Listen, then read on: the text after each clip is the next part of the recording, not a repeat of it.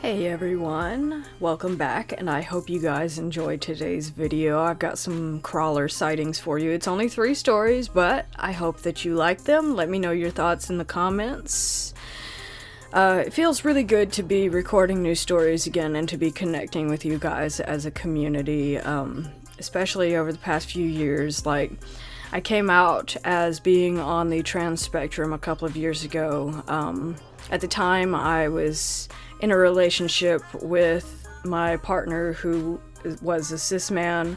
I thought that everything was fine with that, you know, like you hear a ton of horror stories, but when you're coming out, everybody wants to think, well, you know, I have people in my life that care about me. That couldn't possibly be me. We already had a ton of stuff in our lives going on anyway, but this is just, it leads up to something, I promise. Like, I'm not just telling you guys a sob story about some crap that happened in my life that nobody wants to hear about. Except for the haters, you know, they never want to hear about anything. But that's why they don't have a voice on this platform, because they like to tout stuff like, I should be able to say what I want. It's my freedom of speech. I hate to break it to you guys, but freedom of speech is actually there to protect people from oppression.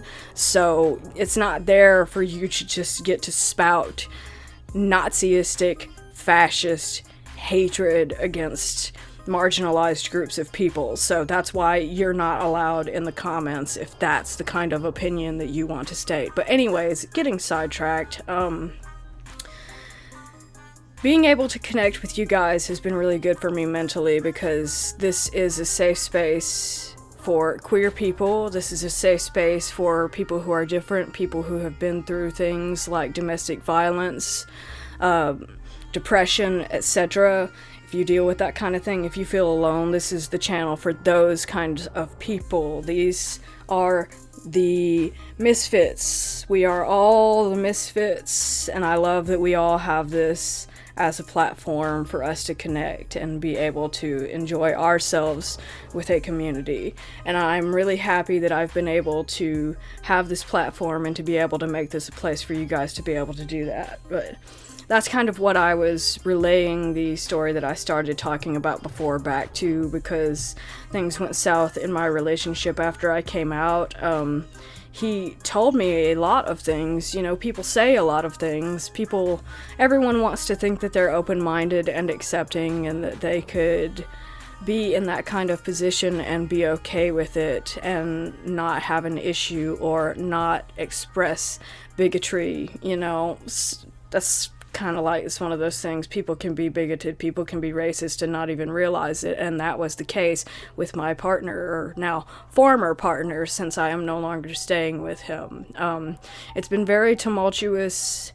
It escalated into a domestic violence situation over the course of 1 year. There's a lot of different things behind that as well that I may go into at a different point, because I feel like it's important to tell those stories because other people need to hear them. So aside from the horror stories, I'm going to start trying to make my personal story part of this platform as well. Because it's been rough, and I feel like we need to be able to talk about that kind of thing. And I feel like it's important for people like me who do have platforms, even if your platform is small, to be open and speak out for those of us who are closeted or dealing with situations where they can't do that for themselves. I mean, it's difficult to be out. It just is. People do not want to hear about it. Families treat you differently. My family treats me differently, you know. I mean, they just do. I'm not saying that they're bad people, but that's like just this morning, you know. They still call me by my dead name. They don't use my pronouns. I'm trying to have a conversation with my dad about it, and it's just like hitting a brick wall. You know, they want me to be involved in their lives, but they don't respect my identity as a person, and therefore that makes me not want to have anything to do with them, and I have a lot of my own anger and resentment for them because of that. And then I still have to deal with them not respecting my basic identity as a person, but then demanding respect from me. And I know a lot of people relate to that. That's a lot of people's stories. That's a lot of people's experiences. And that is basically the current situation that I'm having having to deal with right now because I've had to move back in with my family, and that's their attitude about it. Like my dad, me saying to him, well, I have a name, you just don't like to use it. Well, it's not your name, and it's not what we're gonna call you here, meaning you're in our house, these are our rules, you're going to go by our rules, and we are not going to acknowledge who you are as a person, even if that clearly upsets you, and even if that clearly affects our relationship in a negative way. That doesn't seem to matter for people who have this mindset. And that's something that's important to remember. Just no matter what kind of feedback that you get, no matter what kind of negativity that you're dealing with in your life, just be you and know that it's okay for you to be you.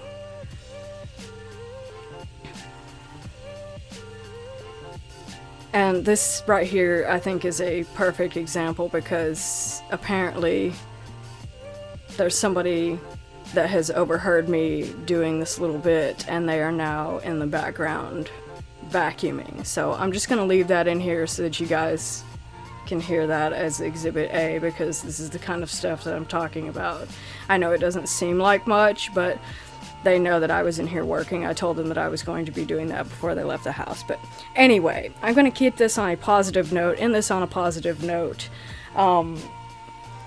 You guys give me hope to continue to make content, record new stories, and let me know that there is a community out there, that there are other people like me. So thank you guys for being here. Thank you for listening.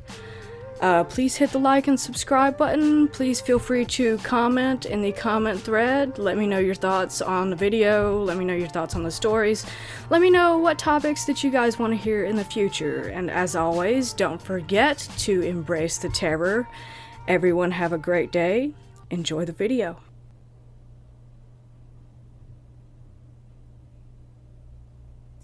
I'll do my best to keep this brief.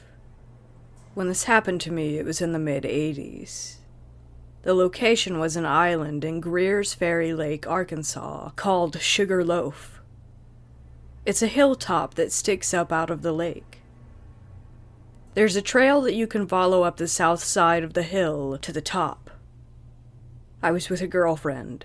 I had a boat, and we had gone to the island to climb up and see the scenic view. We made it up there, had a good look around, and started making our way back down. It was sunset, but not totally dark. Visibility was still good. As we walked, we began to hear something pacing us through the woods. It sounded like maybe it was 150 feet off the trail, like someone walking through dead leaves and brush. We couldn't see what it was, but could tell by the sound pretty much where it was. We didn't think much of it until we stopped for a second and noticed that it stopped too. When we started walking again, we heard it moving with us again. It felt like we were being stalked. We tested the theory, stopping and then starting back up a few different times. It matched our movements every time. In my mind, I was thinking it was probably someone hiking or camping on the island who had decided to have a bit of twisted fun by messing with us. After descending most of the way down to the shore, I was irritated about it though, because it had started to feel creepy and unsafe. I told my friend that I was going to see who the jokester was, and stormed off toward the path where the noise had been coming from. I noticed for the first time since hearing it that it was no longer matching my movements. It had gone silent. I walked about 60 feet off the path, and I felt like I was close to where I had last heard it crunching around in the undergrowth. The woods were pretty thick. I stopped and peered through the trees, not seeing anything. Then, about 30 feet away from me, I saw a figure dart behind a tree. It looked to be around 7 feet tall. Its shape was humanoid and extremely thin. I'd call it almost skeletal. Think of a very tall, long-limbed skeleton wrapped in very white skin, and that's a decent enough description. It was trying to get away from me, and I couldn't see its face. It wore no clothes. It was moving incredibly fast and disappeared into the woods in seconds. It was running upright. No crawling observed. I was stunned at the sight of it. I remember thinking, that cannot be right, over and over. It was all just very, very unnatural. I wanted to run, but I couldn't even lift my legs to turn around. I was physically unable to take a step for another 30 seconds or so. I must have been paralyzed from shock. Finally, I was able to head back to the path where I rejoined my friend. We finished working our way down the trail, got to the boat, and got out of there. It is by far the strangest thing I've ever experienced. I've told friends about this incident, but stopped doing that a long time ago because nobody believes it. I can't say that I blame them.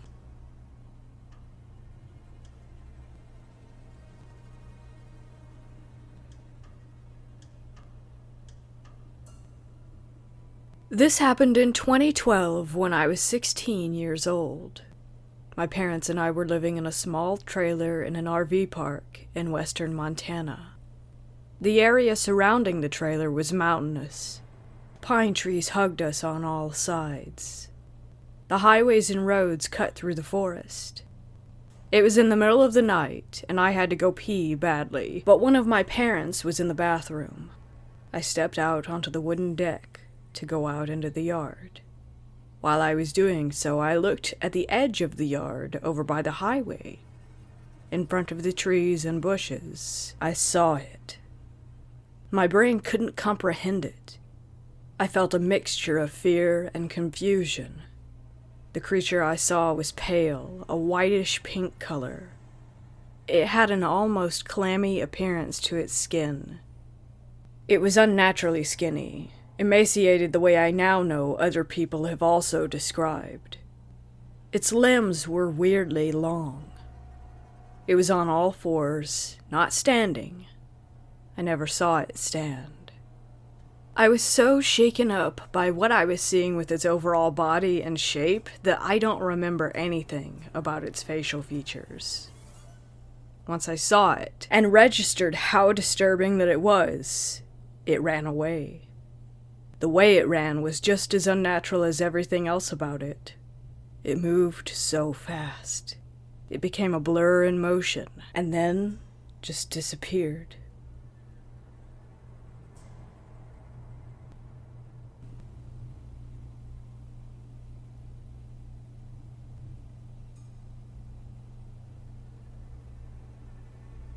I used to take walks at night with my dog, but not anymore. Not after what happened on one particular night. I was upset, so I took my dog and left the house sometime around 11 p.m. Could have been later, I don't remember. I just know that it was late at night. We went on our usual trail. It was really dark, but I didn't care at that moment. I just needed to clear my head. We were on our way back when suddenly this shadowy figure about the size of an adult human walked from the left to the right side of the street, directly in front of me. I stopped and held my breath. My dog didn't move either, which made me even more freaked out. Whatever the thing was, it walked on all fours. It looked like a human on its knees, butt up and head down, but there were no facial details. It was a solid shape. When it walked, it had its own shadow, too. I watched as it went through the bushes, then vanished. After it was gone, I sprinted with my dog all the way home. I couldn't stop thinking about it. Even writing this, I'm shedding tears. It's got me absolutely terrified.